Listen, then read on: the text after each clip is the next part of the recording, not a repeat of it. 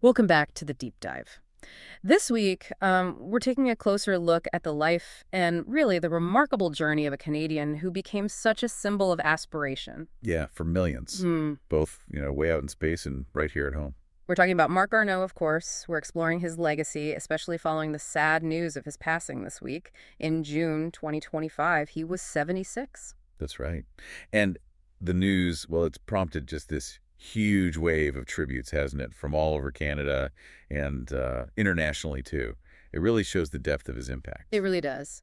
So to try and understand that impact, we've gathered quite a bit of material. hmm We've looked at recent news articles, official statements, from the Canadian Space Agency, government folks, but also personal reflections, people who knew him. And insights from his memoir, too, right? A Most Extraordinary Ride, which just came out last year, 2024. Exactly. Lots to draw on. Okay, so our mission here for this deep dive is to kind of synthesize all that. We want to get past just the list of titles, Yeah, go a bit deeper. and really unpack the key moments, the achievements, but also, maybe more importantly, those personal qualities that keep coming up in the sources. People calling him an incredible individual, a true pioneer. Someone who inspired people for decades. Right. So let's unpack this. Where does a journey like that even begin? Well, the story starts back in Quebec City. That's where he was born. But interestingly, before he ever looked, up towards space, Mhm. his path started with the sea. The sea. Okay. Yeah, Marc Garneau joined the Canadian Navy when he was just 16, really young. Wow, 16. And he pursued engineering, eventually becoming a retired naval engineer. And when you think about it, that kind of background Mm-hmm. in naval engineering, Mm-hmm. dealing with complex systems, navigating these huge, unpredictable environments, it almost seems like, wow, a pretty good foundation for what came next. That makes a lot of sense, actually, and that foundation led to something pretty historic for Canada. Oh, absolutely. 1983. That's when he became part of the very first group of Canadian astronauts.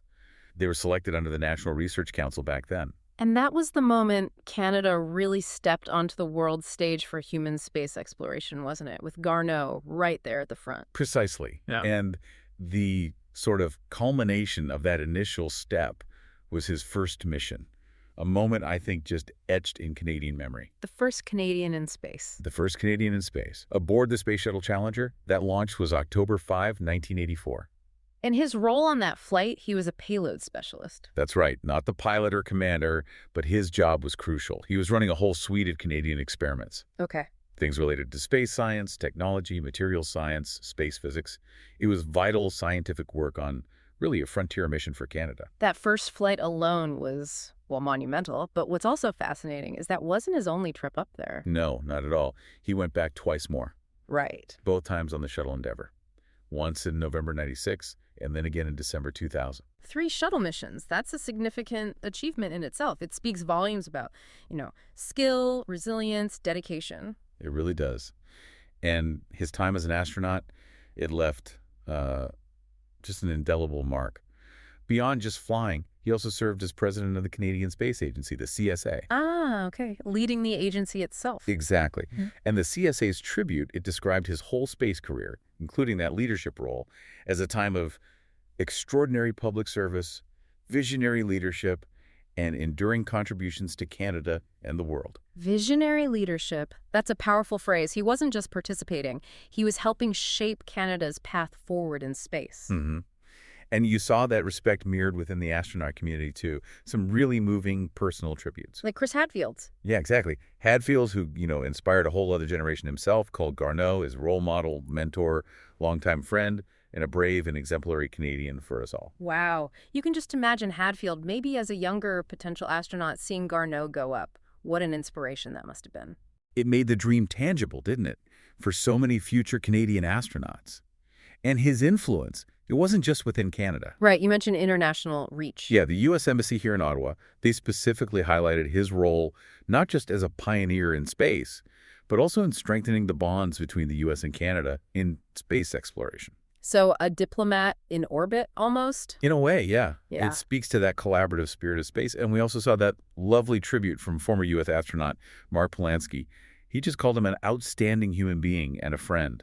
That personal connection clearly crossed borders. So, okay.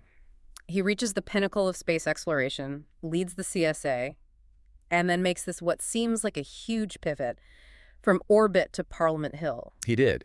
After his time at the CSA, Marc Garneau stepped into federal politics, a completely different kind of public service arena. Right. He was elected as a Liberal member of Parliament for a riding in Montreal-Westmount Ville-Marie. And he served there from 2008 until he retired from politics just a couple of years ago in 2023. 15 years in Parliament. That's a long time. 15 years. Serving his constituents, serving the country in that legislative role. And during that time, he held some really high-profile cabinet positions under Prime Minister Justin Trudeau. Minister of Transport for quite a while. That's a huge file. Airlines, rail, ports, highways, everything that keeps the country moving, basically. Yeah, touches everyone's lives. Totally. And then later, he was appointed Minister of Foreign Affairs.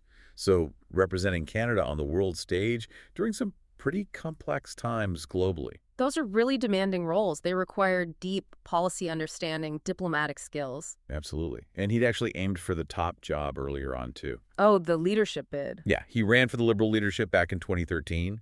He ended up withdrawing before the final vote. That was the race Justin Trudeau won. But, putting his name forward, that showed he was willing to offer his own vision. Looking back at the sources, what I found really insightful was how he talked about the difference between being an astronaut and being a politician. Ah, yes, that quote about the culture difference. Right.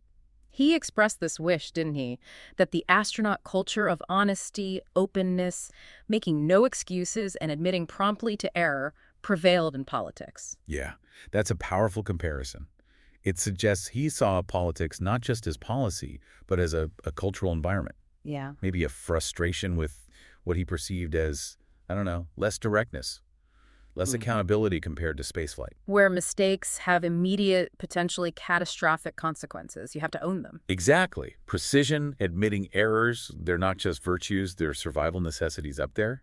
It also hints at his own commitment to principle, I think. Why so? Well, the sources mentioned that even when he was in cabinet, where there's usually pressure for solidarity, he apparently had disagreements with the prime minister on some foreign policy points. Oh, okay. Behind the scenes. Yeah.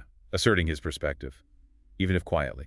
It kind of speaks to that independent streak, maybe, standing by his convictions. And public service, especially at that cabinet level, we know it can take a real personal toll. For sure.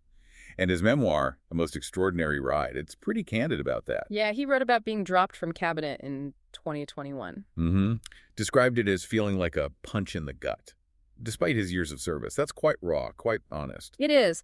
But the sources also point out that he didn't just quit then. He stayed on as an MP until he retired. Right. That resilience, again. That dedication to seeing it through, even when he was personally disappointed. Yeah, that ability to persevere, which he apparently touches on regarding earlier life challenges in the memoir, too. It really seems like a defining trait. I think so. And beyond the titles, beyond the jobs, the sources consistently paint this picture of the man himself. He's described over and over as an incredible individual, someone who really embodied a spirit of service.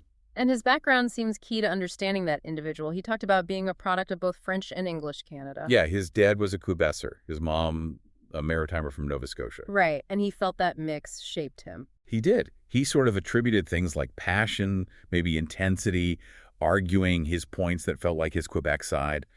And then pragmatism, independence, a sort of can-do attitude that was from his maritimer roots. That's a fascinating blend. Passionate principle meets practical execution. Yeah. And he had this pretty clear personal philosophy he talked about. Oh. He said he set out to live to the fullest of my capabilities rather than shrink from the challenges life threw at me. That mindset, you can see how it powered him through those demanding careers. Definitely. Keep pushing. And he emphasized staying curious, essential for any explorer, right? Whether of space or policy. And another key thing for him was to carry myself with dignity, always. Regardless of the situation. Exactly. And his memoir, as we said, it wasn't just a highlight reel. He was open about personal tragedy, acknowledged mistakes he made when he was younger. Showing vulnerability. Yeah, and emphasizing that he learned from failure, that he was willing to tolerate a certain amount of risk to get where he wanted to go. Sharing those lessons, the full story, that's a big part of his legacy too, I think. The sheer range of tributes that came out this week, it just hammers home how widely respected he was across different backgrounds, different political stripes. It's quite remarkable in today's climate, isn't it? You had a former NDP MP from Newfoundland and Labrador talking about him simply as an incredible individual, admired even by opponents. Yeah. The current CSA president, Lisa Campbell, She spoke about his enduring leadership and integrity there. We heard from the current Prime Minister, Marc, calling him a symbol of national pride and possibility, a legend. And former Prime Minister Justin Trudeau, too, who had that unique perspective, right? Meeting Garneau as a kid. Yeah, watching him prepare for his first flight, being in awe of his service and his courage then, and saying those feelings just continued when they served together. Other ministers, too, like Dominic LeBlanc saying Garneau embodied the best of what it means to be Canadian, led with clear purpose. And even the Conservative leader, Pierre Poilievre. While acknowledging they disagreed politically in Parliament, he offered a tribute calling him a great Canadian, a trailblazer who will be missed. Earning that kind of respect across the aisle, it says so much about his character, how he conducted himself. It really does. And like we mentioned earlier, that respect went international too. Yeah. The U.S. Embassy statement, Mark Polanski calling him a friend. And the schools named after him across Canada. Yeah. That's incredibly telling, isn't it? It's not just history. It's holding him up as direct inspiration for kids today, a role model showing what's possible. It circles right back to that comment from astronaut David Saint-Jacques that Marc Garneau gave Canadians the right to dream.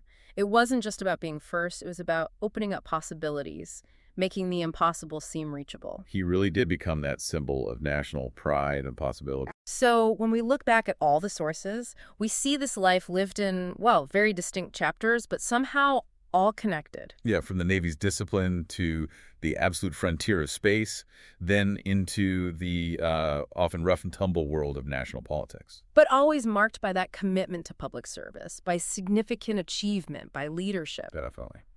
So what does it all mean then? Looking at the whole arc, Marc Garneau's incredible journey, it just shows this consistent thread, doesn't it? Service, resilience, and this fundamental willingness to take on huge challenges. Whether that challenge was navigating space or navigating politics. Yeah. He wasn't just defined by one amazing job title, but by this continuous drive to contribute, to learn, to push boundaries in different ways. And his openness about how he lived his life, valuing honesty, learning from mistakes, maintaining dignity even through setbacks like being dropped from cabinet, that offers a really powerful, very human lesson, I think. Yeah, it wasn't just about the successes. It was about how you handle the whole ride, the extraordinary ride, as his memoir title suggests. So thinking about Garneau's belief in honesty, in learning from failure, and in carrying on with dignity, what does his extraordinary story prompt you to consider about tackling challenges in your own life, maybe pushing your own capabilities and serving your community in whatever way you can?